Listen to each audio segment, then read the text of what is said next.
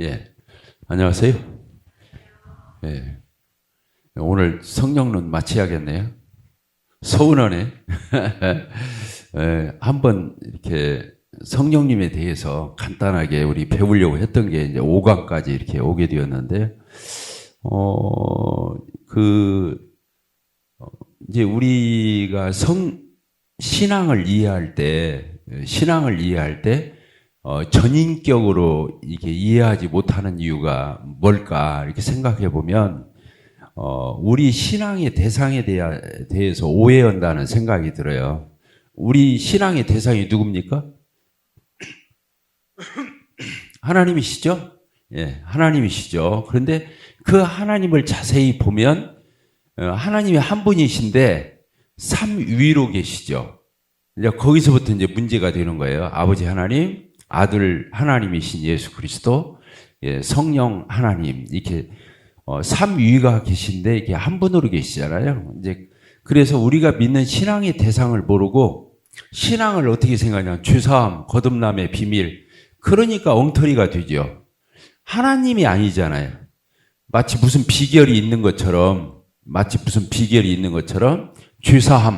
죄사함이 신앙 아니잖아요. 거듭남의 비밀, 이게 신앙 아니잖아요. 하나님이 신앙의 대상이 돼야 하잖아요. 그래서 아버지 하나님, 아들 하나님, 예수 그리스도, 성령 하나님, 이렇게 하나님이 우리의 신앙의 대상이 되실 때, 이제 신앙의 이해의 첫 출발이 제대로 되는 거예요. 그게 무슨 얘기냐? 하나님이 우리를 지으실 때 특별히 모든 천지 만물을 다 하나님 말씀으로 지으시고 사람을 지으실 때 어떻게 지으셨어요?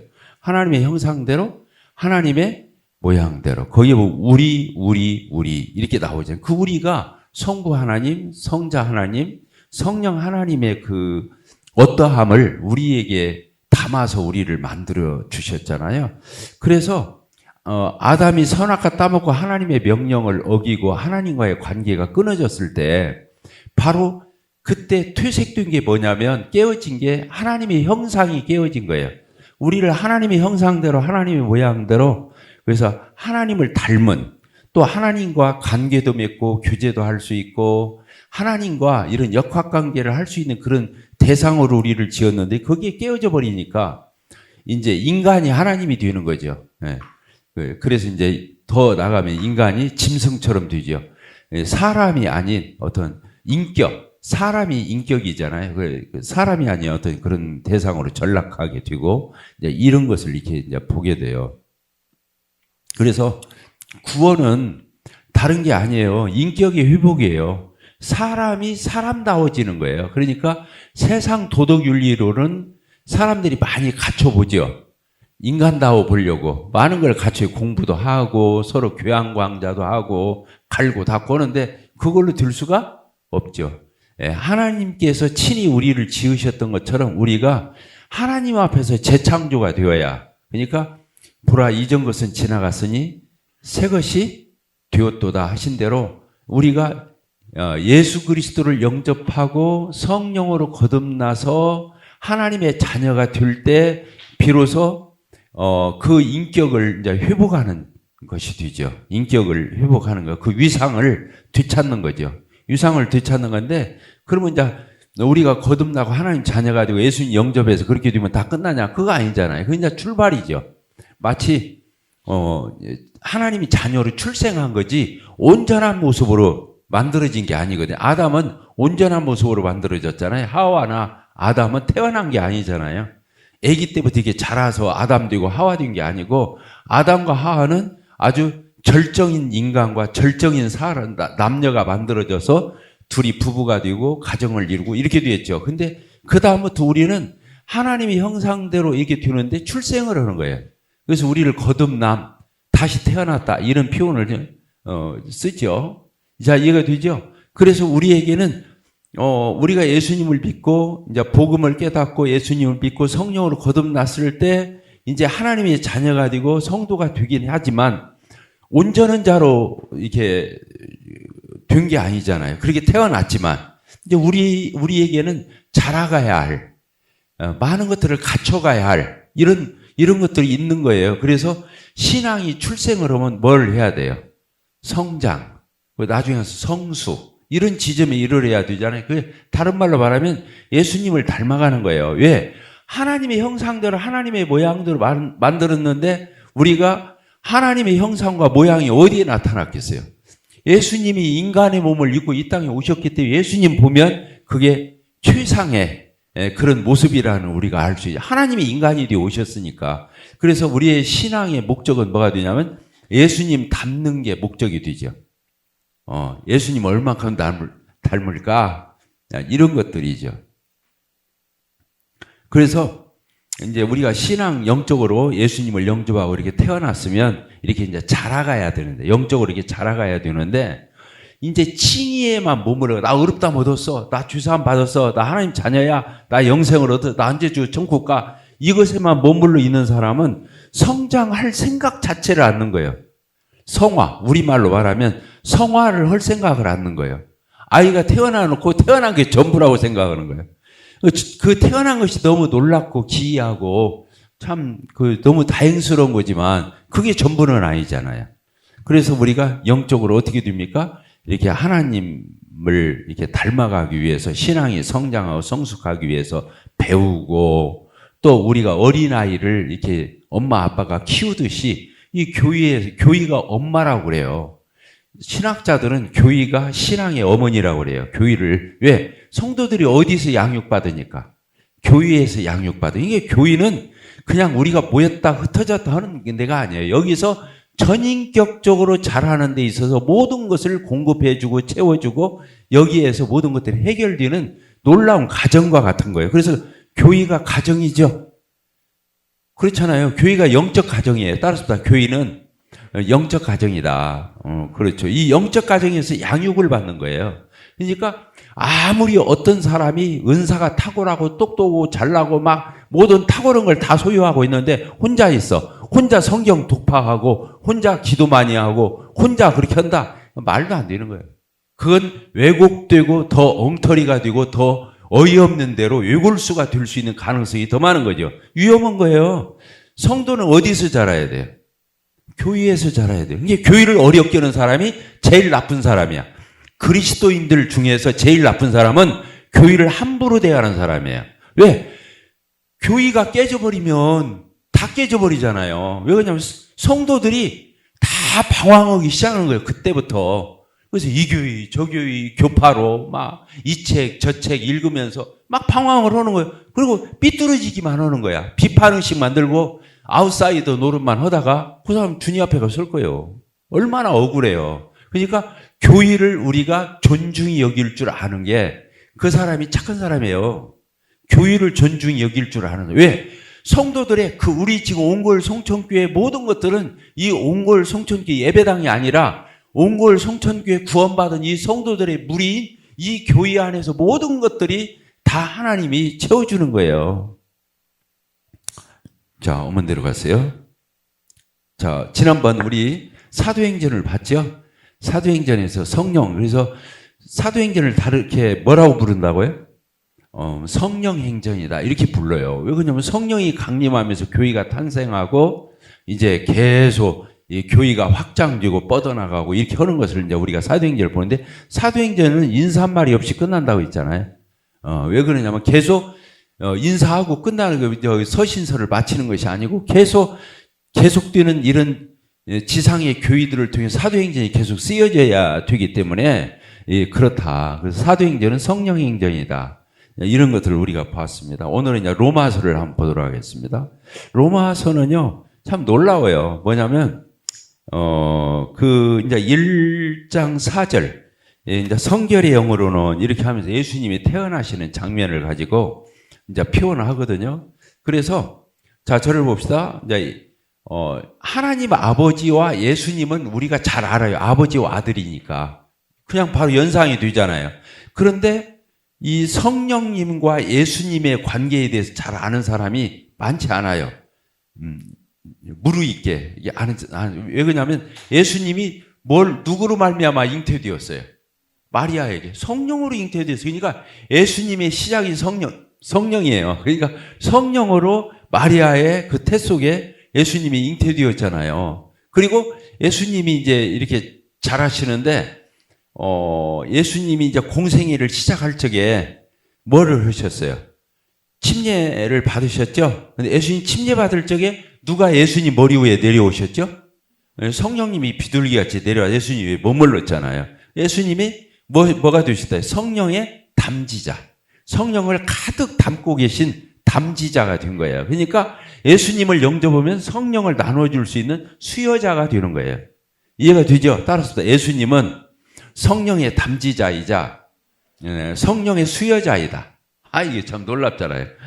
그래서 예수님이 성령을 한량없이 받아. 이게 성경에 그렇게 써 있어요. 예수님이 침례 받을 적에 성령을 한량없이 받았다. 그리고 누구라도 예수님을 영접하면 예수를 주는 게 아니고 성령을 나눠주는 거예요. 선물로. 사도행전 1장에 써 있었잖아요. 2장 그 성령을 선물로 주겠다. 약속의 성령 이런 표현을 쓰고 있죠. 또 예수님이 침례 받을 적에 성령이 내려오셔서 그런 역사도 있었지만 바로 공생애를 시작할 적 어디로 가셨어요? 광야로 가셨어요. 그걸 뭐라고 썼냐면 성령께서 예수님을 광야로 내어 모른지라 이렇게 쓰여 있어. 그러니까 강권했다 이런 표현도 쓰고 있고 성령이 예수님을 광야로 강권해서 내보냈다는 거예요. 그래서 예수님이 광야에서 마귀의 시험을 통과했어요, 안 했어요? 거기 승리하셨잖아요. 하나님 말씀을 신명기에 있는 말씀을 인용하심으로 해가지고 예수님이 승리하셨어요. 그러죠? 그런데 아담은 그게 첫째 아담과 둘째 아담이신 예수 그리스도와의 대조예요.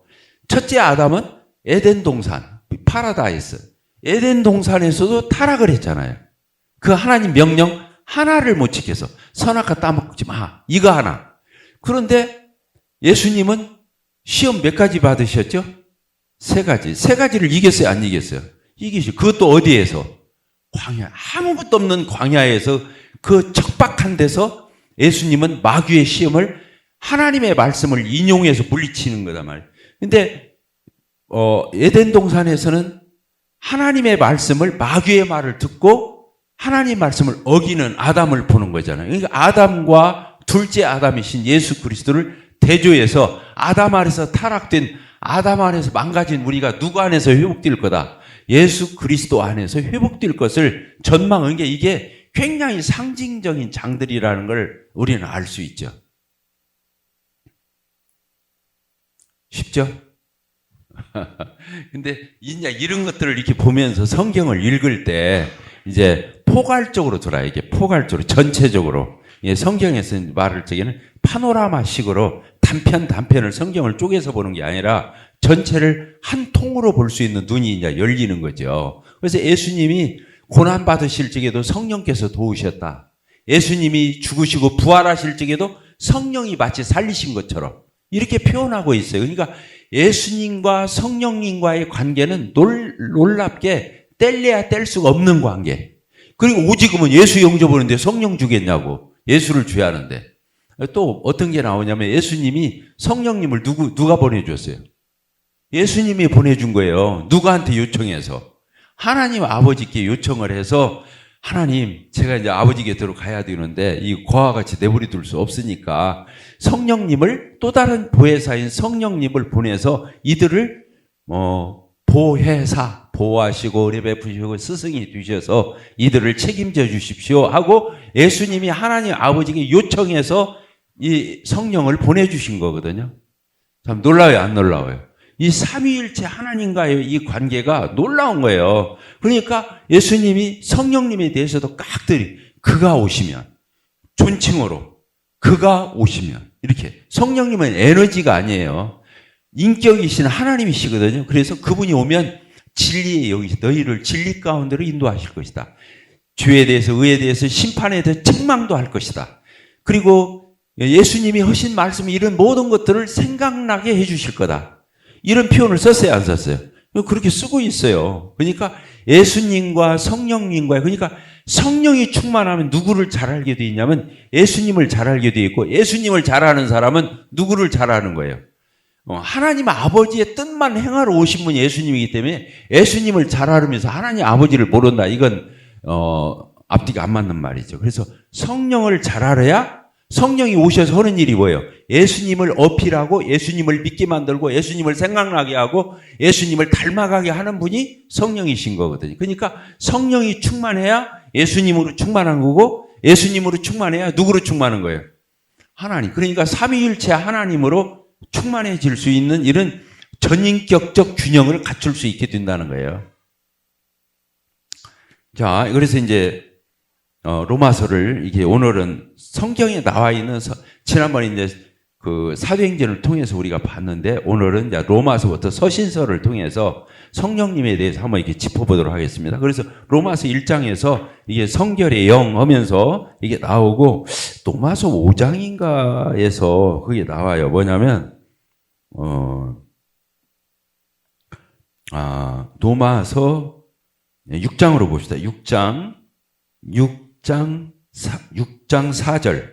뭐라고 되어 있습니까? 거기서 예수님과 함께 연합해서 죽고 예수님과 연합해서 장사되고 예수님과 연합해서 부활하는 장면이 나오죠? 예, 그게 뭐냐면 4절이 뭐라고 되어 있어요? 그러므로 우리가 그의 죽으심과 연합해서 침례를 받음으로 그와 함께 어떻게 됐어요?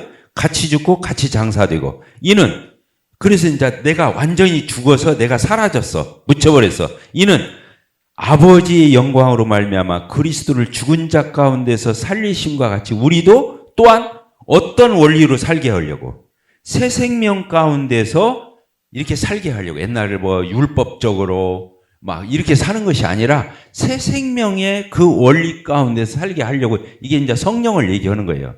새 생명의 원리로 사는 거. 그래서 신약 시대에 와가지고 그리스도인이면서 교회 안에 거하면서 자기는 막 율법적으로 막 십계명 계명으로 아니면 어떤 교회 안에서 규범적으로 자기는 막 토시 하나 앞에 해놓고 막 철저하게 타이트하게 자기는 정확하게 다 지키는 그 사람은 바보야 바보. 신약 시대 때는 그렇게 살으라고 예수님이 죽어주고 부활한 게 아니에요. 성령 보내주신 게 아니야.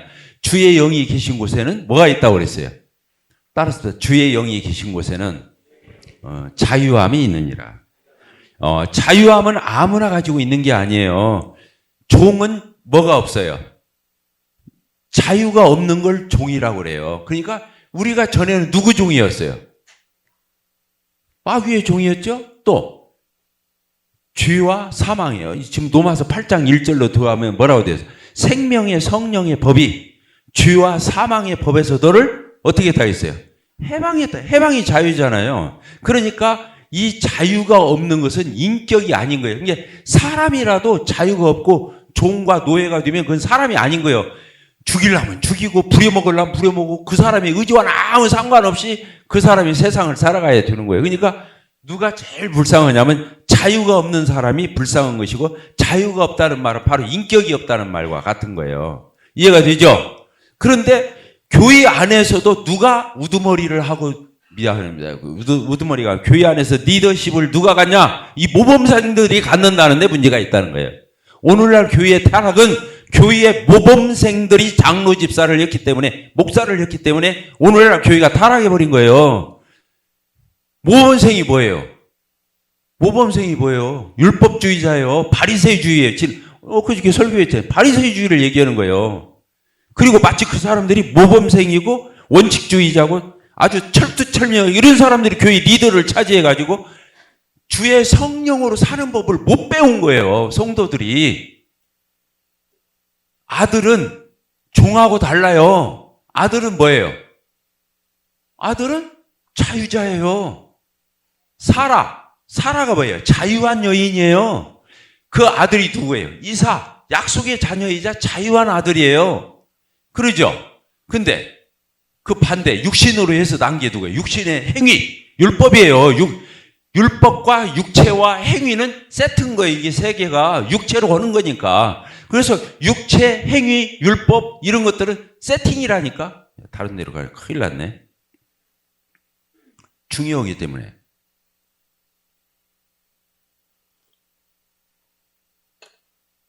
누가 자유가 있냐면요. 아들이 자유가 있는 거예요. 그래서 예수를 믿고 구원을 받으면 종이 되는 게 아니에요. 뭐가 돼요? 하나님의 자녀가 되는 권세를 받는 거예요. 하나님의 자녀가 되는 거예요. 아들이, 자녀라는 표현도 조금 더 색은 표현이에요. 아들이라고 해야 돼요.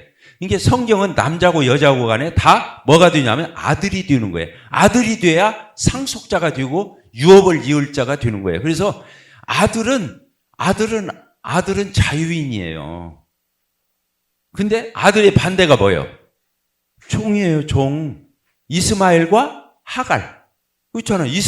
하갈이 뭐였어요?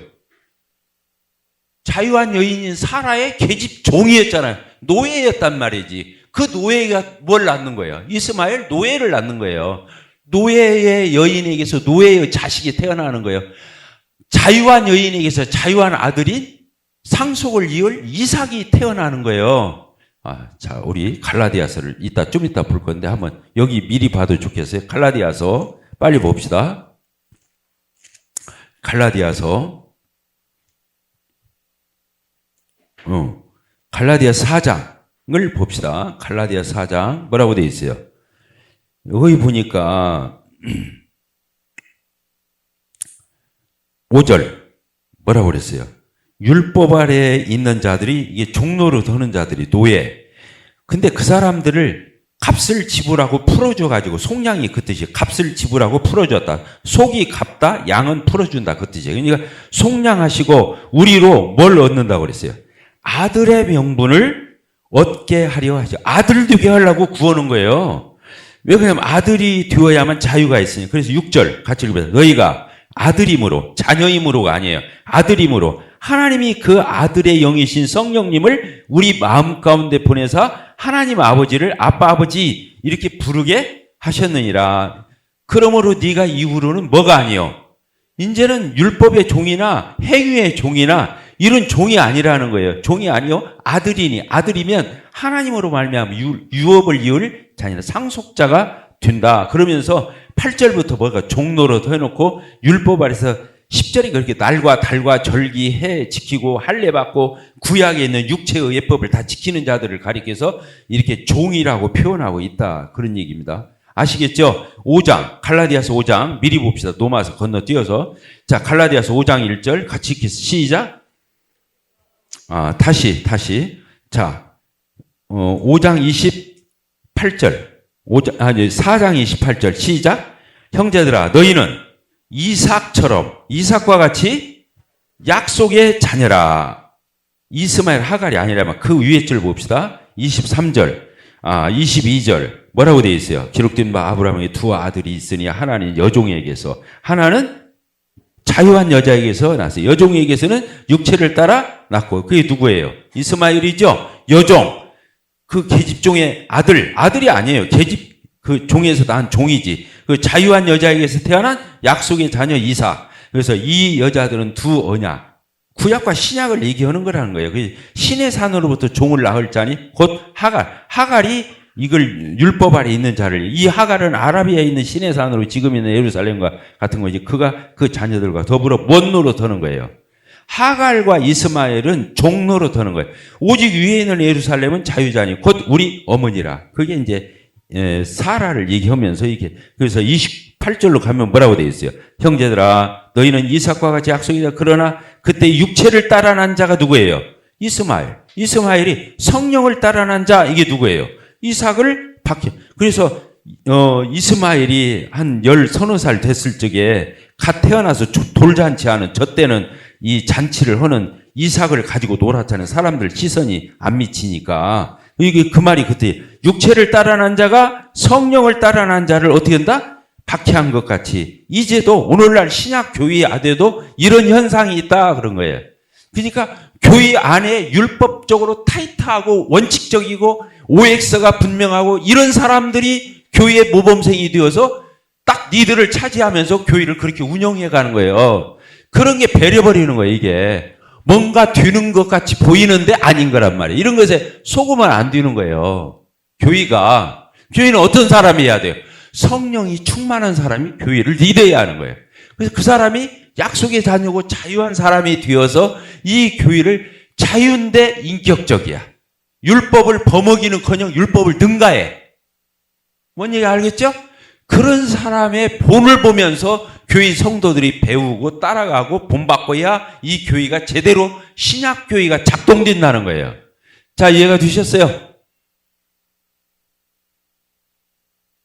그러니까 성령은 중요해요, 안 중요해요? 중요한 거예요. 중요한 거예요. 지금도 교회 안에서 아침에 일어나면 막 노을 딱 쓰고 무릎 딱 꿇고 그 다음에 성경 딱 큐티 딱 보고 기도 생활하고 딱 자기 남편 보고 자녀 보면서 큐티 안 온 것 같네? 이제 이때부터 감시자가 되기 시작하는 거야. 또 성도들 만나면 나 오늘 큐티를 했는데 이런 음성을 듣고 뭐 어쩌고 하면서 막 자기 신령은 제를 해. 오늘 큐티 했어? 이 말을 하고. 안 했지? 똑바로 해. 이렇게 하면서 그 사람이 마치 가르치는 선생처럼 되고 리더가 되기 시작하는 거예요. 그렇게 해서 이 교회 안에서의 주도권을 갖기 시작한다니까. 그런 사람들이 몇 명만 있으면 그 사람들이 이 교회를 장악한단 말이에요. 왜? 근데 그 사람한테 말을 못해. 오르니까. 근데 성도들도 책임이 있어. 성령을 따라 사는 삶은 율법을 능가하는 거야. 최소 수준이 율법 따라서 사는 것이 율법 따라 사는 것이 똑바른 것도 아니고 훌륭한 것도 아니에요. 유치원생 뭐라고 그랬어요? 유치원 교사. 그걸 다른 말로 뭐라고 그랬어요? 초등교사. 이런 걸 얘기하는 거예요. 근데 그게 율법이라는 단어만 안 쓰는 거예요. 아까 큐티, 규칙적인 생활, 습관 이런 거 딱 갖춰놓고 교회 호령하고 돌아다닌다 그 말이에요. 그런데 그런 사람이 교회 리더가 되면 안 된다 그 말이에요. 자매고 형제고 간에. 그러면 교회는 어떤 사람이 리더가 돼야 하냐?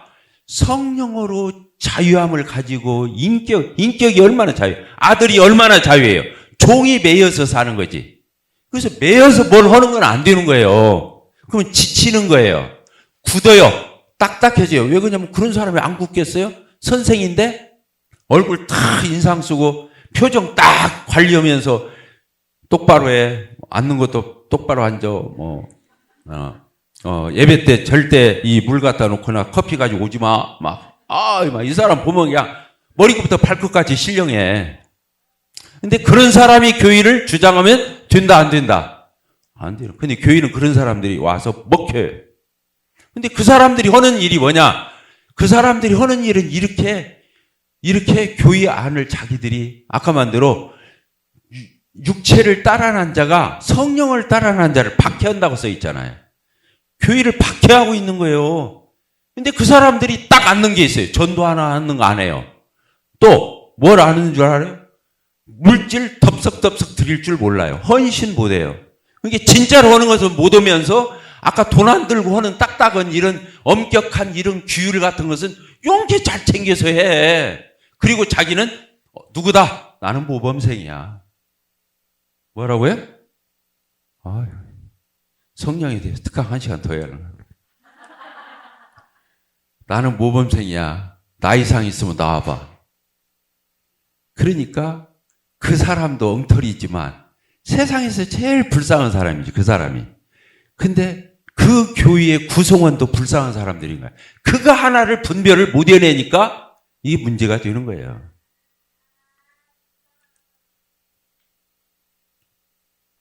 자, 이해가 되셨습니까? 그래서 구원이 뭐냐면 5장 1절이에요. 성경 전체를 통해서 구원의 성격을 제일 잘 나타낸 구절이 갈라디아서 5장 1절이에요. 같이 읽을까요?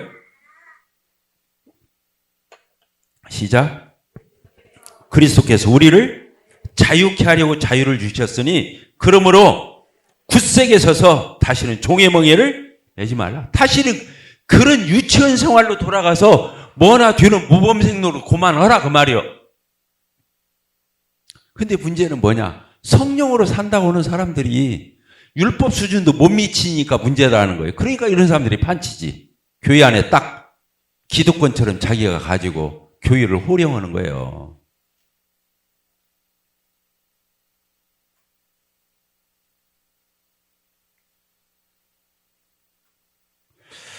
자, 로마서 아까 그 새 생명 가운데 행한다 그 말을 하다가 그쪽으로 갔죠. 로마서 아까 5장 6장인가요? 6장 그랬죠. 네. 자, 로마서 8장으로 가봅시다. 로마서 8장.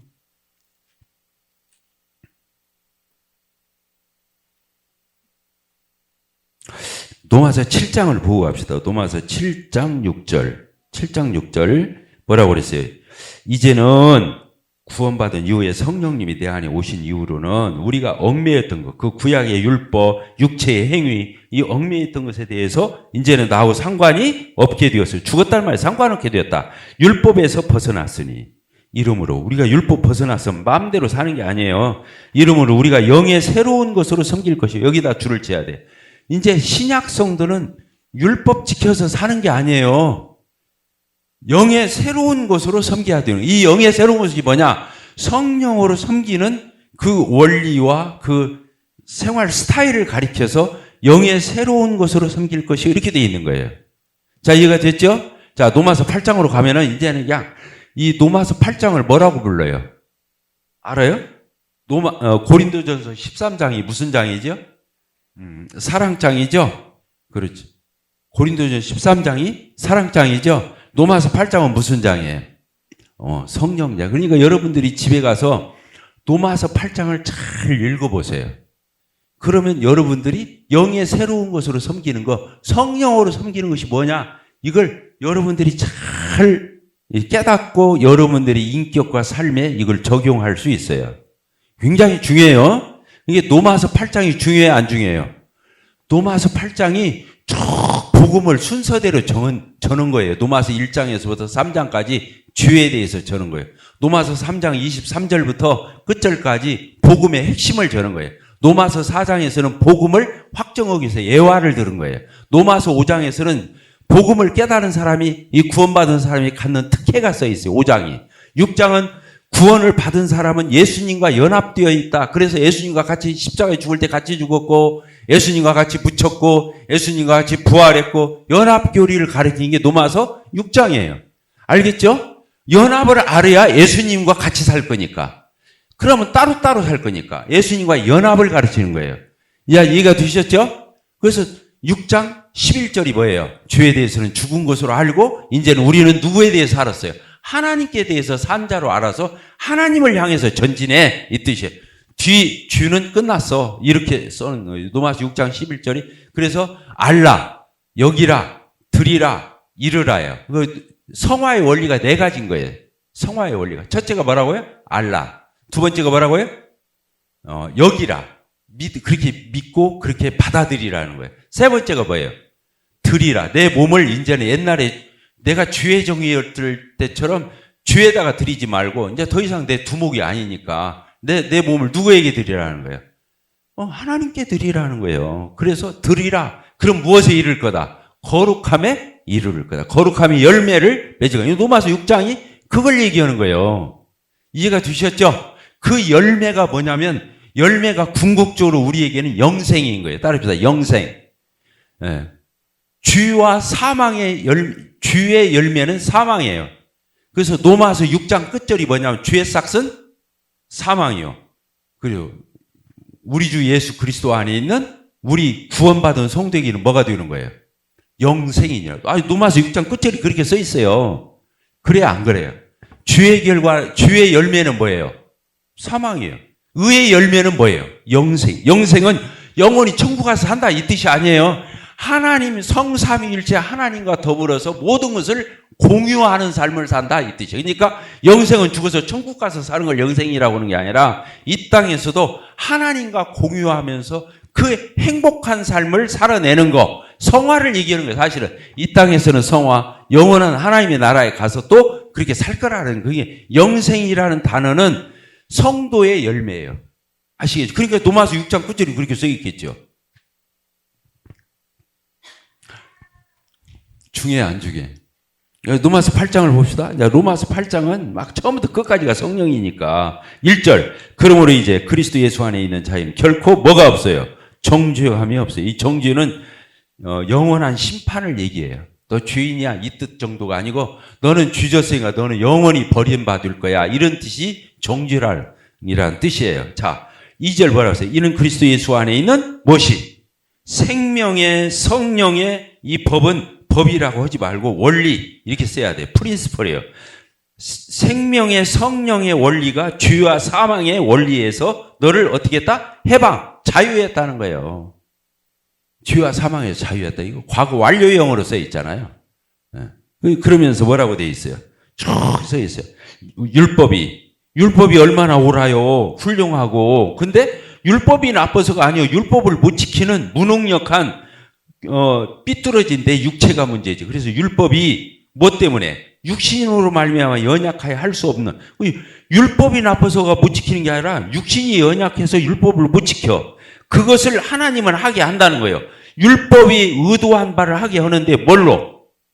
고치로 말미암아 자기 아들을 주인은 육신의 모양을 보내요. 육신의 주를 정하서 육신을 여기다 줄을 쳐야 돼요. 육신을 쫓지 않고 이제는 구원받은 성도는 더 이상 구약에 구원받기 전에 이 육신을 따라 살던 육신으로 율법 지키던 지키고 못 지키고 이렇게 하던 그런 것에 않고 뭘로 하는 거예요?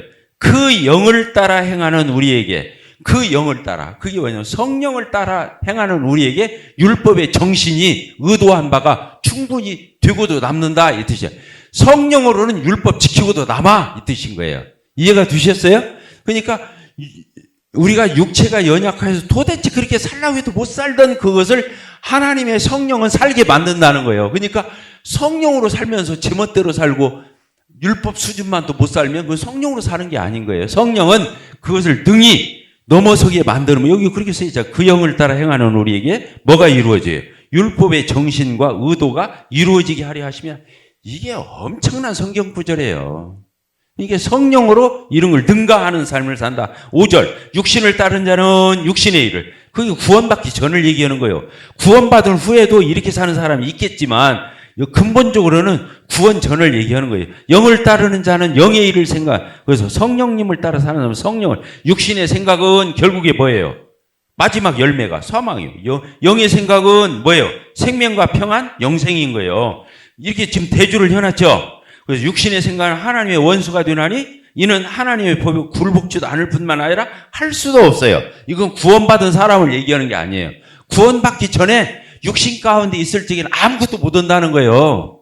아무것도 여기 그렇게 써 있잖아요. 뭐 아무것도 안 되는데 왜 할 수도 없고 하려고도 하지 않아요. 이해가 돼요? 이건 구원받은 사람을 얘기하는 게 아니에요. 자, 그 다음 보십시다. 9절 같이 읽겠습니다. 시작. 만일 너희 속에 이제 봐요. 성령이 계시면 너희가 육신에, 아까 말했는데 육신에 있는 게 아니에요. 구원받은 성도는 육신에 있지 아니하고 영에 있나니 누구든지 그리스도의 영이 없다면 그 사람 그리스도인 아니라는 거예요. 또 그리스도의 너희 안에 계시면 몸은 죄로 말미암아 죽은 거예요. 영은 의로 말미암아 산 거예요. 예수를 죽은 자 가운데 살리신 이의 영, 이 성령님이 너희 안에 거하시면 너희도 그렇게 예수님처럼 부활할 거야 이 뜻이에요. 이렇게 돼 있죠. 그래서 우리 구원받은 사람은 옛날 원리로 살아서는 안 된다. 육신에게 져서 육신대로 살 것이 아니라 12절이 그거예요. 13절 뭐라고요? 이제는 우리는 영으로서 몸의 행실을 주기 그런 삶을 얼마든지 살아낼 수 있다 이 뜻이에요. 그래서 무릇 하나님의 영으로 인도함을 받는 사람 그 하나님의 아들이라. 이제 우리는 더 이상 종의 영, 무서워하는 종의 영을 받지 않고 이제는 어떤 영을 받았어요? 양자의 영을 받았으므로 우리가 하나님을 뭐라고 불러요? 아빠, 아버지라 부르짖느니라. 그래서 성령이 친히 우리 영과 더불어 우리가 하나님의 자녀인 것을 하나님 우리 아버지고 내가 하나님 자녀야 이것을 성령님이 증거한다는 거예요. 자, 이해가 되시죠? 여기서 양자라는 말을, 자, 저를 봅시다. 여기서 양자라는 말은 남의 자식 데려다가 양자 삼았다 이 의미라기보다는 내 자식이라 할지라도 아직 성년식을 하기 전까지는 시간이 아들 취급을 못 받는 거예요. 법적 행사를 할 수가 없어. 아들로서. 뭔지 알겠어요? 어느 정도 돼서 성년식이 통과해야 아들로서의 권리를 갖게 되는 거예요. 그게 양자의 영과 같은 거예요. 이해가 되셨어요? 우리는 남의 자식 살리다가 하나님 자녀로 삼는 양자라고 생각. 그런 의미라기보다는 친아들이라 할지라도 아직 성년이 안 됐으면은 양자라고 볼 수가 없어요. 왜냐하면 아들로서의 그 행사를 권리 행사를 할 수가 없으니까. 그래서 이런 단어들을 써놓은 거예요. 자, 이해가 되셨습니까? 예. 그래서 이렇게 뒤에 이제 쭉 써 있는데, 그래서 이제, 이게 23절도 이렇게 보게 되면 뭐라고 되어 있어요? 우리 곧 성령의 처음 익은 열매를 받은 우리도 아직까지는 지금 변화가 됐어요, 안 됐어요? 예수님처럼. 그런 부활하는 옷을 아직은 안 입었잖아요. 그래서 양자될 것, 곧 우리 몸의 속량을 기다리고, 우리 몸이 속량된다는 말은 우리 몸이 변화된다 이 뜻이에요. 그러면서 26절 뭐라고 되어 있어요? 성령이 하는 일이 여기 자세히 써 있어요. 성령님이 아까는 하나님을 아버지라 부르짖고 우리가 하나님 자녀인 걸 증거해주고, 이번에는 뭐예요? 26절 성령이 우리의 연약함을 친히 내 안에 계셔서 도와주시고, 그래서 우리는 마땅히 빌 바를 알지 못, 기도할 바를 알지 못하는데 오직 성령님이 내 안에서 이렇게 기도해 저렇게 기도해 알려준다는 거예요. 오직 성령이 말할 수 없는 탄식으로 우리를 위하여 친히 뭐라고 해? 성령님이 대신 기도해 주신대. 마음을 살피시는 이가 성령이, 마음을 살피시는 이는 하나님 아버지예요. 하나님 아버지의 마음을 성령의 하나님 아버지가 성령님이 애가 타가지고 우리 안에서 기도하는 그걸 하나님 아버지가 알고 성령의 생각을 아시나니 이는 성령이 하나님의 뜻대로 성도를 위하여 간구하죠. 그래서 성도들은 반드시 승리하게 되어 있다는 거예요. 성도들은 이 8장 28절이 모든 것이 합력해서 결국에 선을 이룬다. 이 말은 하나님의 의도대로 될 거야 이 뜻이에요. 자, 이해가 되셨습니까? 예. 그래서 29절 하나님이 미리 아신 자들을, 하나님이 영원전 둘이 미리 알았잖아요. 또한 그 아들의 형상을 본받게 하여 미리 우리를 어떻게 했어요? 아담을 만들기도 전에 우리를 예정하셨어요. 미리 정했잖아요. 그리고 이는 그로 많은 형제의 맏아들이 되게 하려 하심이라. 그래서 이 성삼위일체 하나님의 역사로 인해서 우리가 결국에 아들의 형상이 누구예요? 예수님을 닮아가는 걸 얘기하는 거예요. 그렇게 써 있죠? 아들의 형상을 본받게 하려 우리를 구하는 거예요. 그래서 30절 미리 예정한 자들을 하나님 부르시고 부르신 것들을 또 의롭다 하시고 의롭다 한 것들을 나중에 결국에 가서는 반드시 영화롭게 할, 그러니까 합력해서 선을 이루는 거죠. 자, 이해가 되셨죠? 그러면서 하나님 아버지가 우리를 위하시면 누가 우리를 정죄하리요 대적하리요. 31절이 성부 하나님 자기 아들을 아끼지 아니 우리 모든 사람을 내어주신 그 하나님 아버지께 그 아들과 함께 우리에게 모든 것을 주시지 않겠느냐. 그러면서 하나님 아버지가 택하신 자를 누가 고발하고 의롭다는 하나님이신데 누가 정죄하고, 그렇게 돼 있죠. 여기까지가 성부 하나님이에요. 성자 하나님, 죽으실 뿐만 아니라 다시 살아나시는 그리스도시니 예수시니 그는 하나님 우편에 계시고 지금 우리를 위해서 거기서 중보의 기도를 하고 계셔. 그러니까 하나님 아버지의 역사, 하나님의 아들의 역사, 아까 성령님의 역사가 있었어요, 없었어요? 성령, 그러니까 성삼위일체 하나님의 역사로 우리가 구원받을 때만 아니라 최종적으로도 승리하는 자로 나타날 수밖에 없다. 이것을 로마서 8장은 선언하는 거예요. 이게 로마서 8장은 선언장인 거예요. 모든 것이 어떻게 될 거다? 하나님의 의도대로 반드시 되어서 성취가 되어서 하나님께 영광이 돌려질 거다. 우리가 최종적으로는 복 있는 자가 될 거다. 이걸 말하는 것이 로마서 8장인 게, 로마서 8장은 어마어마한 장인 거예요, 사실은. 자, 이해가 되셨죠? 그래서 오늘 로마서를 통해서 이제 성령님의 이런 언급들을 우리가 이제 한번 이렇게 살펴보는 9, 10, 11장은 이걸 학자들이 말하자면 삽입장이라고 그래요. 로마서에서는 있어도 되고 없어도 되는 삽입장. 그게 뭔 얘기냐면 유대인들에 대해서 많은 사람들이 의문을 가져요. 왜 그러냐면 로마 교회에는 유대인 그리스도인, 이방인 그리스도인이 합쳐져 있었거든요.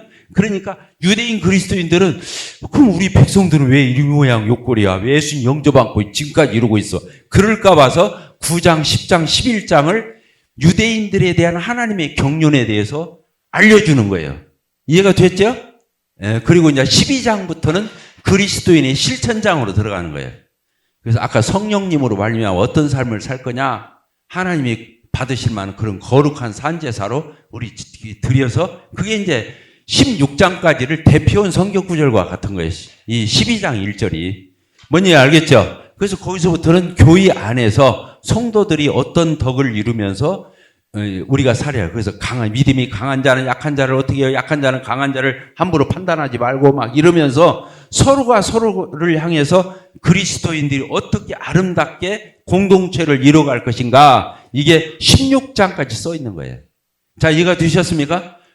이게 로마서는 오늘 로마서 성경 공부를 해버린 시기 됐는데 로마서가 이렇게 써 있는 거예요. 그리고 이제 로마서가 지나면 뭐가 나와요? 고린도, 전서가 나오죠. 이 고린도 전서는 뭐라고 써있냐? 고린도 교회가 아주 참 엉망진창인 교회야. 잘 사는 사람 많고 은사 있는 사람 많고 똑똑한 사람 많고 거기 그리스 철학자들이 막 많고 뭔 얘기 알겠죠? 또 은사 고린도 교회는 막 은사자들이 많아. 막 하여튼 훌륭한 사람 많아. 막 거기 항구 도시라 부자도 많아. 이게 막 교회가 엉망이에요. 이게 우리 교회가 감사한 것은 부자가 없는 게 감사한 거예요. 알겠죠? 진짜 그런 거예요. 그래서 부자는 가난한 사람처럼 살고 가난한 사람은 부자처럼 살아야 되는 거예요. 이제 그런 얘기를 이거 고린도전서에서 이 복음이 전해졌는데 이 복음을 아무나 깨닫는 게 아니라는 거예요. 그리스 철학자라도 아무도 모른다는 거야. 그게 써 있는 거예요. 십자가에 두고 멸망하는 자들에게 미려는 거예요. 구원을 얻는 우리에게는 하나님의 능력이고 하나님의 지혜가 되는 거예요. 자, 이해가 됐죠? 십자가에 담겨진 이 복음의 진수는 똑똑하다고 아는 게 아니다는 거예요. 세상 지식으로 아는 게 아니다는 거예요. 이해가 되셨죠? 뭘로 깨달아야 돼요?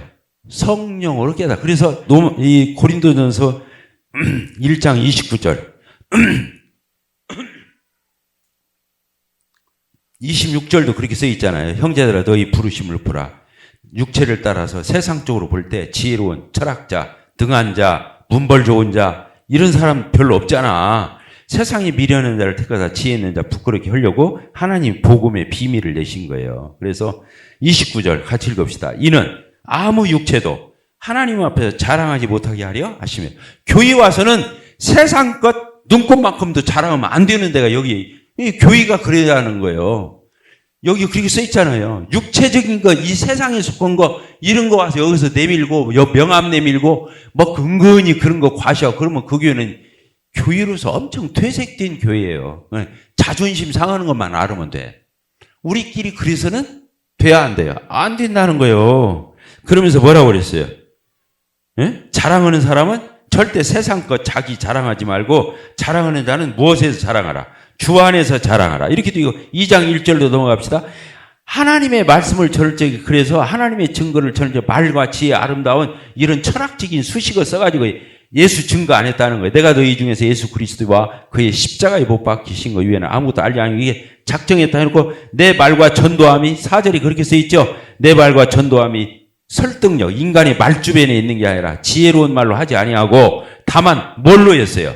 전도할 적에 뭘로 해야 돼? 지금도 제가 여러분들을 성경을 가르칠 적에 말주변으로 하면 안 된단 말이에요. 다만 성령의 나타나심과 능력으로 해야 하는 거예요. 이제 저를 봅시다. 뭘로 해야 한다고요?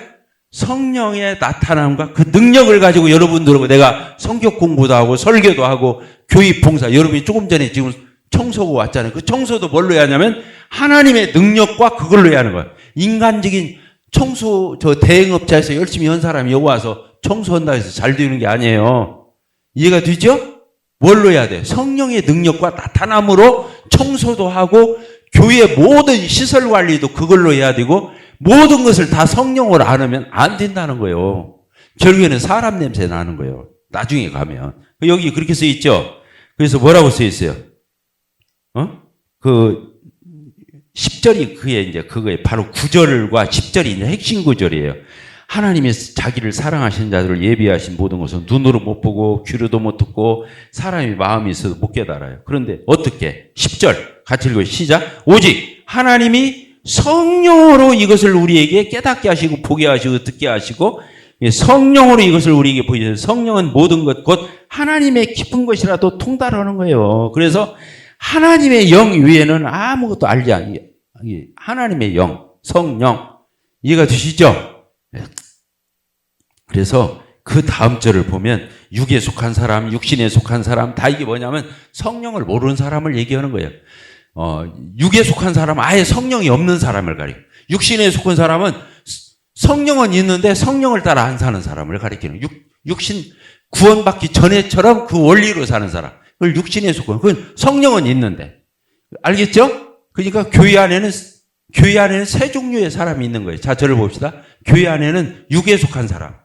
성령이 없는데 형제자매라고 불려오면서 구원받은 것처럼 있는데 나중에 가본 게 지옥이야. 육에 속한 사람이 이 교회에도, 우리 교회에도 있는 거예요. 아시겠죠? 두 번째, 육신에 속한 사람이 있어요. 육신에 속한 사람은 성령은 계신데 구원받기 전에 육에 속한 원리로 계속 살아. 성령이 있는데, 그러니까 성령이 소멸하는 거예요. 그러니까 이 사람은 어떻게 되는 거예요? 영적인 어린아이라고 여기 써 있어요. 영적인 유치한 어린아이.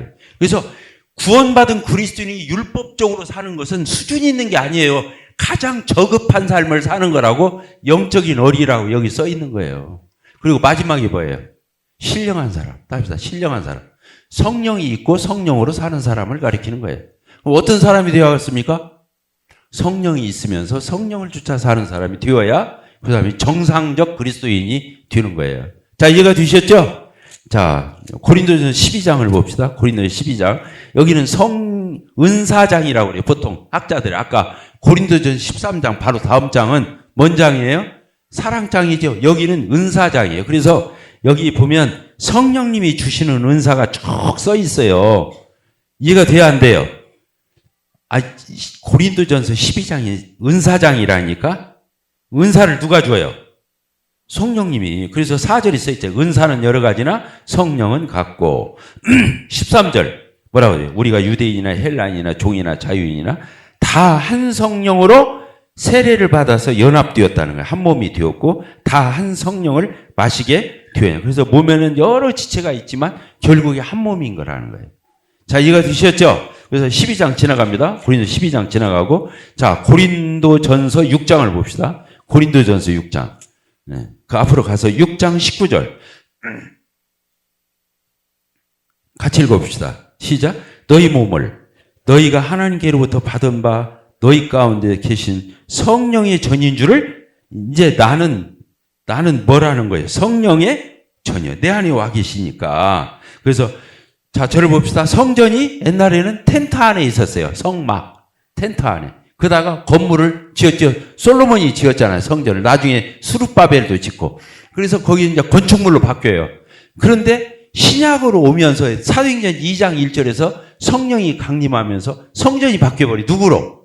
사람으로 바뀌는 거예요. 성령이 사람 안으로 직접 와버리는 거예요. 우리가 성령의 전이 되는 거예요. 그래서 우리가 죄를 안 짓는 것은 죄는 나빠. 이거 하면 안 돼. 이래서 않는 게 아니에요. 내 몸이 뭐니까? 성령이기 때문에 내가 그런 유치한 거, 창피한 거, 옛날에 구원받기 전에 하던 습관, 이런 것들을 버리는 이유는 그런 것을 나빠서 이건 하고 이건 않고 이렇게 해서 하는 게 아니고 내가 뭐기 때문에? 내가 성령이기 때문에 내 몸을 잘 간수하면서 그런 데에다가 나를 내어놓지 않는 거예요. 그러니까 이게 인격적인 접근인 거예요. 자, 이해가 되셨습니까? 이해가 되셨어요? 내가 죄를 안 짓는 건 왜 안 짓는 거라고요? 내가 성령의 전이기 때문에. 내 안에 누가 계시니까? 성령. 왜? 내가 죄 지으면 누가 싫어하니까. 성령님이 탄식하시고 싫어하시고 곤고해 하셔.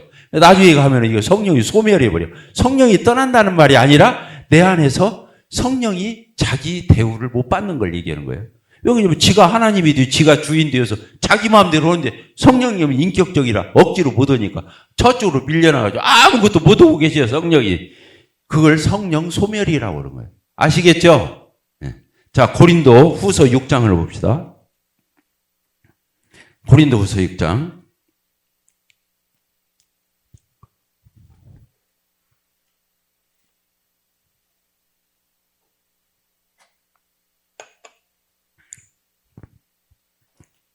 육 장 몇 절입니까? 16절. 같이 읽읍시다. 시작. 하나님의 성전과 우상이 어찌 일치가 되리. 하나님의 성전 여기서 가리켜서 나를 가리키는 거예요. 구원받은 그리스도인이 어떻게 우상과 관련된 일을 그렇게 가서 어정쩡한 짓을 할 수 있겠냐. 우리는 살아계신 하나님의 뭐라고 그랬어요?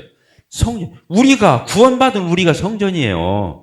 알겠죠? 그러니까 내가 그들 가운데 거하며 두루 행하여 나는 그들의 하나님이 되고 그들은 나의 백성이 되리라. 그러면서 이게 우리에게 이런 표현을 쓰신 거죠. 자, 연거푸 이렇게 나온 거고. 자, 갈라디아서로 넘어가 봅시다. 갈라디아서. 갈라디아서를 가서 보면 그래요. 갈라디아서가 제일 노골적이죠.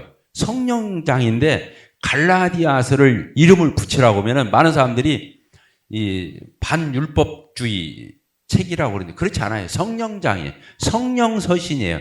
갈라디아서만큼 성령을 체계 있게 강조한 성경이 별로 없어요. 근데 이 갈라디아서를 보면 이제 어디서부터 나오냐면 3절에서부터 나와요. 사람이 의롭게 되는 것이 율법의 행위로 되는 것이 아니다. 2장 16절. 얼마나 유명한 성경 구절이에요. 사람이 의롭게 되는 것은 율법의 행위가 아니고 오직 예수님을 믿음으로 말미암는지라. 그래서 우리도 예수를 믿는다. 이는 우리가 율법의 행위로가 아니고 그리스도를 믿음으로써 의롭다 하면 이게 얼마나 중요한 장이에요. 2장 16절이. 근데 이 말을 넘어가잖아. 3장으로 넘어가면서 뭐라고 돼요? 뭐라고 돼요? 3장 1절. 어리석다다 갈라디아 사람들아, 예수 그리스도께서 십자가에 못 박히신 것이 너희 눈앞에 밝히 보이거늘 누가 너희를 끼우더냐. 내가 너희에게 다만 이것을 알려 하니 너희가 성령을 받은 것이, 이렇게 되어 있어요. 너희가 의롭다함을 얻은 것이, 이 말 구원받은 것이 뭐라고 그래요? 성령을 받은 것이 율법의 행위로냐 또는 듣고 믿음이냐. 복음을 듣고 믿어서 의롭게 됐어? 아니면 행함으로써 의롭다함을 얻었어? 이렇게 질문하는 것을 말을 바꿔버린 거예요. 성령 받은 것으로. 자체를 봅시다. 따라합시다. 구원받는 것은 의롭게 되는 것이다. 의롭게 되는 것은 성령 받는 것이다. 그게 제일 고급스러운 표현이 성령 받는 것이 제일 고급스러운 구원의 표현인 거예요. 구원을 나타내는 말은 여러 단어들이 있어요. 하나님 자녀가 되었다, 의롭다함을 얻었다, 죄사함 받았다, 천국 백성이 되었다, 영생을 얻었다. 막 구원을 나타내는 말이 여러 수식어들이 많은데 가장 고급스러운 표현은 성령 받았냐? 이렇게 물어보는 거예요. 이해가 됐어요? 너 하나님 받았어? 이 말이에요. 성령, 하나님을 선물로 너 받았어? 이 말인 것 같은 거예요. 그래서 여기에 그렇게 해서 너희가 성령 받은 게 율법 지켜서야? 아니면 듣고 복음을 듣고 예수님을 믿어서야? 이렇게 질문하는 거예요. 이게 성령 받는 것이 뭐예요? 바로 구원받는 걸 얘기하는 거라는, 여기 써 있잖아요. 성령 받는 거. 이런 표현이 갈라디아서만 써 있다니까요. 갈라디아서 그러니까 대단한 성경인 거예요. 이런 표현법을 썼다는 거예요. 그래서 여기 보면 3절 뭐라고 되어 있어요? 시작. 너희가 이같이 어리석으냐. 성령으로 시작하였다. 이제는 육체로 마치겠느냐. 이 말이에요. 성령이 예수님을 믿을 때 성령 받고 다시 율법 지키고 이렇게 육체의 행위로 돌아가 버리는 것을 육체로 마치겠느냐. 이렇게 쓰는 거예요. 아시겠죠? 성령으로 거듭났으면 뭘로 살아야 돼요? 성령으로 살아야 하는 거예요. 이걸 지금 갈라디아서가 아주 강력하게 말하는 거예요. 성령으로 시작했으면 성령으로 계속 가야지. 왜 성령으로 시작했다? 왜 육체로 가? 율법으로 가? 이 말을 이걸 뭐라고 말해요? 반어법을 쓴 거예요. 자, 이해가 되셨죠? 그래서 5절 같이 읽읍시다. 시작. 너희에게 성령을 주시고 너희 가운데 능력을 행하시는 이 일이 율법 지켜서야? 아니면 복음을 듣고 믿었기 때문이야? 이렇게 되는 거예요. 그러면서 아브라함의 예를 들어요. 아브라함이 하나님을 믿으니까 의롭다함 얻었어. 이런 표현을 쓰면서 이게 쭉 내려가지요. 그러죠? 네, 그래서 이제 성령이 14절에 또 써 있어요. 14절. 시작. 이는 그리스도 예수 안에서 아브라함의 복 이방인이 미치게 하고 또 우리로 하여금 믿음으로 말미암아 뭘 받게 하려고 그러는 거예요? 성령의 약속을. 이게 아까 사도행전에 다 써 있던 내용들이 또 써 있는 거예요. 그래서 이제 여기서 이제 쭉 이제 내려오다가 뭐라고 되어 있냐면 이제 이 성령을 주시는 이런 내용을 여기다 이제 또 쓰는 거예요. 아들의 명분을 가진 자가 자유함이 있고 그 자유함을 가진 자가 성령 받은 자고 이게 지금 세팅으로 하고 있는 거예요. 알겠죠? 그래서 아까 우리가 갈라디아서 읽었어요, 안 읽었어요? 읽었잖아요. 그 아들의 명분. 그래서 8절, 6절, 4장 6절 읽읍시다. 시작. 너희가 아들이므로 하나님이 그 아들의 영인 성령을 우리 마음 가운데 보내서 아빠, 아버지라 부르게 하셨느니라. 네가 이후로는 종 아니야. 아들이다. 아들이면 하나님으로 유업을 이을 상속자야. 이렇게 생각해요. 그러면서 구약으로 돌아가서 뭐 이런 거 지키는 것은 다 종로로 터는 거다고 6절, 7절, 8절, 9절, 막 10절까지 써 있는 거예요. 자, 이해가 되셨죠?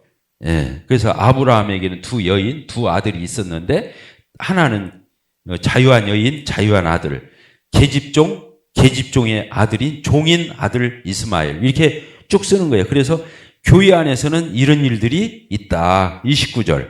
4장 29절 아까 읽었죠? 그러나 그때에 그 아브라함의 집안에서 육체를 따라는 이스마엘이 지가 좀 먼저 태어났다고 성령을 따라난 이삭, 이제 때는 그 잔치를 할 때 그 성령을 따르는 자를 박해가 이제도. 그래서 여기서 뭐라고 했어요? 30절 읽읍시다. 시작. 그러나 성경이 무엇을 말하느냐? 여종과 그 아들을 냈죠. 교회 안에서 이 여종과 그 이스마엘 쫓아내라는 거예요. 이스마엘하고 그 계집종인 그 하갈을 쫓아내라는 거예요. 교회 안에서 율법주의가 절대 자리 잡지 못하도록 내쫓아야 한다는 거예요. 그게 모범생으로 보이고 뭔가 하는 것처럼 보인다고 해서 그 사람들이 야쿠 죽으면 안 된다 이 말을 한 거예요. 교회 안 신약교회 안에서 그래야 한다는 거예요. 여종의 아들이 자유 있는 여자의 아들과 더불어 유업을 얻을 수 없어요. 한 교회 안에 온골 송천교회 안에서 성령으로 사는 성도들과 율법으로 모범생 노릇하는 성도들이 같이 유업을 못 얻는 거다 그 말이에요. 이해가 되셨죠? 누가 여기에 남아있어야 하겠어요? 성령으로 유업을 이을 자들이 이 교회의 상속자가 돼야 하는 거예요. 이게 교회 안에서 그런 거 분별할 줄 알아야겠어요? 못 해야겠어요? 그걸 예의주시해서 여러분들이 알아야 하는 거예요. 그냥 교회 생활하면 교회 생활하는 게 아니에요. 이런 걸 구분해서 내쫓을 줄 알아야 하는 거예요. 교회는. 왜? 계속 그 사람은 율법주의를 강조하면서 은근히 교회의 모범생주의, 원리, 원칙주의 그런 거 맨날 심으려고 대중화하려고 노력할 건데 우리는 무엇을 또 대중화해야 돼요? 성령으로 사는 법, 인격적으로 사는 법, 자유함으로 사는 것. 그러나 하나님의 법을, 하나님의 그 뜻을 어기지 않고 더 거룩한 열매를 맺는 이 성화를 해나가는 이 성도들이 교회를 자리 잡아야지 율법주의자들이 교회를 자리 잡으면 안 되는 거다. 이해가 되셨죠? 예, 그래서 이제 그 5장 5절 같이 한번 읽어봅시다. 시작. 우리가 성령으로 믿음을 따라 의의 소망을, 이게 성도의 삶이에요. 참 이게 놀라운 거예요. 우리가 성도의 삶을 어떻게 사냐? 매일매일 하루하루를 이렇게 살아야 하는 거예요. 우리가 누구? 성령으로. 또 뭘 따라? 믿음으로 구원받은 믿음으로 살아야 하잖아요. 성령으로 믿음을 따라 의의 소망을 기다려. 그러면서 하루하루 하나님의 거룩함을 실천하면서 사는 거예요. 그래서 6절도 굉장히 훌륭해요. 그리스도 예수 안에서는 할례나 무할례 이런 것까지 뭐 할례 받았어 안 받아? 이거 했어 안 했어? 중요한 거예요. 사랑으로 역사하는 믿음이 있으면 그걸로 교회가 돌아간다는 거예요. 따라합시다. 사랑으로 역사하는 믿음. 그래서 그리스도의 사랑이 우리를 강권하시는도다 이렇게 써 있는 거예요. 이게 교회는 의무감으로 하거나 모범생주의로 하거나 그건 다 건부작과 같은 거예요. 나중에 주님 앞에는 그리스도의 상급도 없는 거예요. 왜? 다 불타서 없어지는 거예요. 다 자기에게서 나온 거니까. 예수님에게서 성령에게서 나온 것은 불타서 없어지는 게 아니에요. 금이나 은이나 진주나 값진 이런 것들은 안 없어지는 거예요. 왜? 하나님으로부터 말미암은 게 안 없어지는 거예요. 그래서 그 불심판을 통과할 적에 인간의 소산들은 다 불타서 없어지는 거예요. 자기 의로한 거. 이해가 되세요? 하나님께로 말미암은 것으로 내가 살아내야 하는 거예요. 이제 이런 걸 얘기하는 거예요. 자, 지나가 봅시다. 그래서 12절, 13절 형제들아 너희가 뭘 위하여? 자유를 위하여 부르심을 입었기 때문에. 그러나 그 자유로 방종을 하는 얘기가 아니야. 이렇게 써 있는 거예요. 뭔 얘기인지 알겠죠? 그 자유로 육체의 교회를 삼지 말고 자유야. 맞아. 그리스도는 다 자유지 뭐. 우리가 알아서 하면 되는 거예요. 그래서 저 좋은 대로 살아. 저 하고 싶은 대로 살아. 이게 육체의 교회라고 써 있는 거예요. 방종. 그래서 방종은 율법주의보다 더 나쁜 사람이야. 교회 안에서 은혜를 빙자해서 방종으로 사는 사람은 율법주의자보다 더 나쁜 사람이라고. 양심이. 율법주의는 그래도 똑바로라도 살겠다는 거 아니에요. 방종은 지멋대로 살겠다는 거 아니에요. 멋대로. 그거 안 되는 거예요. 그래서 여기 그렇게 써 있는 거예요. 그러니까 바울 사도가 자유 하니까 오해할까 봐서 여기서 한마디 짚는 거예요. 뭐라고 짚었어요? 네? 형제들과 자유를 위하여 부르심을 입어서 그러나 그 자유를 육체의 교회 방종으로 삼지 말고 오직 사랑으로 어떻게 하라고? 사랑으로 서로 그게 교회예요. 교회는 사랑으로 종로로 타고 섬기는 곳이야. 따라서 합시다. 교회는 사랑으로 종로로 타고 사랑으로 섬기는 곳이다. 그러면 시끄러울 것이 없는 거예요. 사랑으로 섬기고 사랑으로 서로 종로로 타는데 뭐가 시끄러울 게 있어요. 잘났다고 머리 들고 뭐 자기가 뭐 했다고 떠들고 시끄러울 이유가 없는 거예요. 그러니까 육신적으로 하니까 교회가 시끄러운 거예요. 그래서 14절 뭐라고요? 온 율법은 내 이웃 사랑하기를 내 자신인 거야. 그래서 사실은 율법도 껍데기만 닮으니까 하고 않고로 빠진 거지. 사실은 사랑인 거예요. 율법도. 따라서 율법도 근본적으로는 사랑인 것이다. 이래서 4계명까지가 하나님 사랑, 5계명부터 10계명까지 뭔 사랑이에요? 이웃 사랑, 사람 사랑. 그러니까 사실은 율법의 기조는 뭐냐면 사랑이었던 거야. 근데 거기 보면 해라, 하지 마라, 해라, 하지 마라 하니까 거기로 가버린 거예요. 눈이. 하라, 하지 마라로 가버린 거예요. 그러니까 율법주의로 가버린 거예요. 사실은 율법도 뭘 얘기하는 건데? 사랑을 얘기했던 건데. 참 무섭지. 그러니까 사람이 이 넌센스에 빠지면 방법이 없는 거예요. 여기 그렇게 쓰여있죠? 예. 그러면서 성령을 쫓아 행하라. 그래야만 육체의 욕심을 이루지 않냐. 그래서 우리 구원받은 성도는 성령을 쫓아 살아야 하는 거예요. 육체대로 살면 안 돼. 이건 하면 안 돼. 이건 하면 돼. 이렇게 해서 성화하는 게 아니에요. 성령님을 쫓아서 살면 자연스럽게 육체의 욕심을 안 이루게 돼 있다니까. 이건 육체적인 거야. 이렇게 하면 안 돼. 그렇게 해서 성화하는 게 아니에요. 성령을 쫓아 살면 육체의 욕심을 이루지 않게 돼 있는 원리가 그렇게 돼 있는 거예요. 자, 이해가 되셨습니까? 참, 성경은 왜 이렇게 자세히 잘 써 있는가 몰라. 예. 그러면서 그 성령님을 뜻을 따라서 18절 읽읍시다. 너희가 만일 성령의 인도하시는 바가 되면 율법 지키고 안 지키고, 지키고 안 지키고, 하고 않고, 이건 아무 그 사람하고 상관없다는 거예요. 왜? 뭘 따라 살으니까? 성령님이 인도함 따라 살으니까 그런 거예요. 나중에 여기 육체의 일, 이렇게 돼. 육체를 오는 것은 일의 일, 노력에서 노동으로 피곤함이 오는 거야. 그렇게 서는 게 육체의 일이라 워크로 써 있는 거예요. 성령은 성령의 일 안 써 있는 거예요. 성령의 열매. 자연스럽게 맺히니까 열매다 써 있는. 성령의 열매 어디 써 있어요? 22절. 오직 성령의 열매는 예수님의 성품을 가리키는 거예요. 9가지가 다. 저를 봅시다. 그래서 성령의 열매는요, 자유로운데 나중에 가면 열매가 맺혀 있어. 율법으로 하고 육체로 하고 자기가 의도적으로 한 것은 일이라니까, 워크예요. 노동이요. 그러니까 힘들죠. 얼마 가서 못 가서 한계가 오는 거예요. 그래서 우리 율법으로 살아야겠어요? 은혜로 살아야겠어요? 그래서 성령의 열매를 맺히는 우리가 되어야 됩니다. 그래서 진짜 이 갈라디아서의 결론 구절이 5장 25절이에요. 같이 읽읍시다. 시작. 만일 우리가 성령으로 살면 성령으로 행할지. 성령으로 살고 성령으로 행하라는 거예요. 참말. 왜 이렇게 따블로 써놨는가 모르겠어. 성령으로 살면 성령으로 행할지. 따르게 쓸 것 같잖아요. 성령으로 살면 똑바로 살아. 이렇게 안 써 있고, 성령으로 살면 성령으로 행할지니. 이렇게 써놨다니까. 이게 성령으로 시작해서 성령으로 계속 살아라. 이 말이에요. 이해가 되셨죠? 예, 넘깁시다. 에베소서로 갑시다. 에베소서 1장을 보면 이렇게 써 있어요. 에베소서 1장 몇 절입니까? 13절 보면 예수님을 믿고 구원을 받잖아요. 예수님 복음을 듣고 예수님을 영접하면 약속의 성령으로 인침을 받았다. 이렇게 되어 있는 거예요. 약속의 성령. 그래서 성령 앞에는 약속이라는 단어가 자주 쓰여요. 뭐냐? 신약 시대에 오니까. 구약과 구별된 거예요. 약속의 성령. 예수님이 떠나면서 약속했던 거고. 이제 그런 것들인데 여기 보니까 구원받으면 뭐가 오신다고요? 성령님이 내 안에 오시는 거예요. 그리고 인치시고 내주 오시는 거예요. 인치시고 나를 하나님의 소유라고 도장 찍고 내 안에 거주하시는 거다. 그 말이야. 그래서 여기 그렇게 써 있죠? 그래서 우리 기업의 보증이 되어서 거듭을 속량하시고 그의 영광을 찬송하게 하려 하십니다. 이게 1장 13절, 14절, 15절 이렇게 중요하다는 걸 알 수 있고요. 넘겨봅시다. 에베소서를 읽다 보면은 4장 3절을 봅시다. 4장 3절 뭐라고 되어 있어요? 우리 잘 아는 구절이죠? 같이 한번 읽읍시다.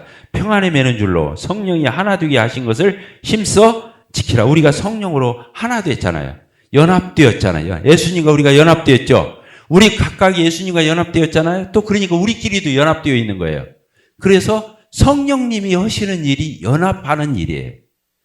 그래서 예수님과 연합, 또 우리끼리 연합, 그래서 한 몸이 되게 하고, 이렇게 해서 연합하시는 일이 성령이, 그것을 성령 세례라고 그래요.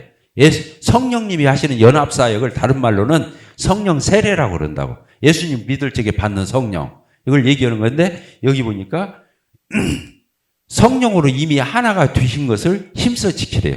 지금 하나 돼, 이렇게 하는 게 아니라 이미 예수님을 믿을 때 그때 하나 됐어, 이미. 우리는. 그러니까 그걸 지켜야 돼, 안 지켜야 돼? 그걸 보존하고 지켜야 된다, 그거예요. 그걸 보존하고 지켜야 돼. 지금 하나 되라는 얘기가 아니라. 자, 이해가 되시죠? 그렇게 써 있어요, 이 성경에. 그 다음에 뭐라고 되어 있어요?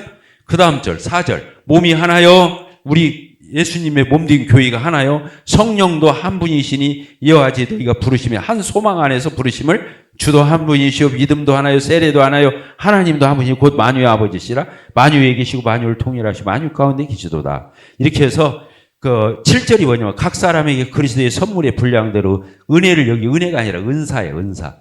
은사를 아까 고린도전서 12장에서 은사 줬다. 여기 에베소서에서도 은사를 주신 거예요. 각양. 우리 각각의 은사. 그래서 그 은사를 주신 목적이 뭐예요? 교회를 세우라고. 그래서 이제 이 구절 밑에 뭐라고 되어 있냐면 은사의 종류가 좀 대표적으로 나와요. 11절 나오죠. 그가 어떤 사람은 사도로, 어떤 사람은 선지자, 어떤 사람은 복음자, 어떤 사람은 목사, 교사로 세웠는데 이는 이 은사를 주신 목적이 뭐예요? 성도들로 온전하게 해서 봉사일을 하게 하는 수준까지 가고 여기 뭐라고 되어 있어요? 그리스도의 몸을 세우려고. 그러니까 이 교회를 세우려고 하는데 기여라고 은사를 주신 거예요. 자, 이해가 되셨습니까? 그러니까 어떤 사람이 교회와 결부되지 않는 은사는 경계해야 돼요. 어떤 사람이 나가서 맨날 전도지 들리고 차만 타면 막 전도지 나눠주고 옆에 앉으면 막 못살게 막 예수 믿으라고 해. 근데 교회로는 한 명도 안 데리고 와. 내일 모레 이제 우리 전도 캠프 올 건데 교회로는 안 데리고 와. 교회를 세우는 게 아니에요. 여기 보면 은사를 주신 목적은 교회 세우라고 주신 거란 말이에요. 교회 세우라고. 어떤 사람 말씀에 은사가 있어. 교회를 세우는데 기여하지 않고 맨날 자기 잘난 채우고 자기 뭐 많이 아는 채우고 그 자랑이나 하고 그런 거 가지고 우쭐대면 되겠어요? 그건 교회를 세우는 게 아니에요. 교회를 모든 은사 어떤 은사라도 교회를 세우는 것과 결부되어 있나 안 되어 있나를 우리는 예의주시해 봐야 돼요. 이해가 되셨죠? 자, 넘깁시다. 에베소서 몇 절을 보냐면요. 4장 30절 같이 읽읍시다. 시작. 하나님의 성령을 근심하게 하지 말고 그 안에서 너희가 구원의 날까지 인치심을 받아. 성령님 근심시키지 마. 이 말이에요. 성령님을 기쁘시게 해. 성령님을 기쁘시게 해. 그분을 흡족하게 해드려. 불효자 되지 말고 막 이런 뜻이에요. 그러니까 이렇게 성령님을 기쁘시게 하는 삶을 계속 살아가는 사람은 뭐 어떻게 되는 거예요? 성령 충만하게 되는 거예요. 근데 이렇게 이제 성령님을 근심시키는 일을 계속 하는 사람은 성령을 소멸하는 거예요. 성령님이 떠난다는 말이 아니라 내 안에 계시지만 위축되어 있는 상태. 자, 이해가 되시죠? 그래서 성령 근심, 그 다음에 성령을 여기 충만함을 받으라가 5장 18절에 써 있는 거예요. 그래서 여기 5장 18절 뭐라고 되어 있어요? 시작. 술 취하지 말라. 이는 방탕하니 오직 성령으로 충만함을 받아라. 이게 성령님을 기쁘시게 한 사람은 나중에 성령의 충만함을 받죠. 아까 술 취하지 말라. 이건 세상적인 거, 육신에 취해 있는 사람을 가리키는 거예요. 성령은 하나님 나라적인 걸로 채워져 있는 걸 가리키는 거예요. 자, 이해가 되셨죠? 자, 또 넘겨봅시다. 빌립보서 넘어가고, 골로새서 넘어가고, 자,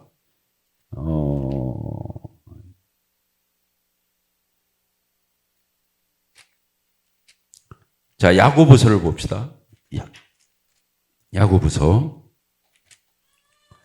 4장 5절. 예, 야고보서 4장 5절 읽고 마칩시다. 시작.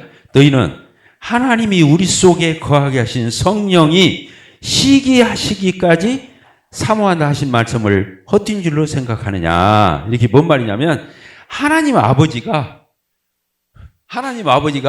우리를 사랑하셔. 어느 정도로? 내 안에 계신 성령님이 시기심이 일어나려. 하나님이 아들을 보내서 구원 다 이루어주시고 성령님 보내주셔가지고 성화를 다 이루어주고 계시는데 하나님 아버지가 하늘에서 그냥 마음을 못 놓고 자꾸 미련이 나한테 있어. 성령님이 뭐라고 생각하셔? 나를 보내서 인치시지를 말든가. 왜 나를 여기다 보내놓고 왜 하나님이 왜 그러셔요? 이렇게 하는 말과 같다. 이게 조금 육신적으로 표현한 거야. 알아듣기 좋게. 뭐냐, 그분들이 이렇게 시기한다 그 말이 아니고 그 은유법을 쓴 거죠. 이해가 되시죠? 예. 그러니까 성삼위일체 하나님이 나를 얼마나 사랑하시는지를 알겠어요, 모르겠어요? 알겠죠? 그게 성경이에요. 이게 성경인 거라고. 자, 여기까지 하고. 네.